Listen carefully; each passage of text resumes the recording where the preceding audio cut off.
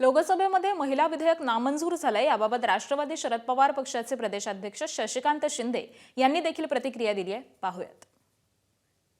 आजही केंद्रामधलं त्यांचं सरकार जे आहे ते काटावरचंच आहे। महिला आरक्षणाला कोणाचाही विरोध नाही, पण त्या आरक्षणाच्या माध्यमातून इतर आरक्षण आहे, इतर बाकीचे बरीच चर्चा झालेली आहे आणि त्याच्याच बरोबर या आरक्षणाच्या बिलाच्या माध्यमातून मतदारसंघ पुनर्रचना करताना ती वेगळ्या पद्धतीने होऊ नये। सत्ता मिळवण्यासाठी सत्तेमधली माणसं अधिकाराचा उपयोग करून ज्या पद्धतीने पुढची सत्ता कशी आणायचं याचं नियोजन करून कायद्याच्या दृष्टीतून काम करत असेल तर त्याचा हा विरोध झाला पाहिजे आणि तो लोकशाहीच्या माध्यमातून जर झाला तर मला वाटतं योग्य आहे।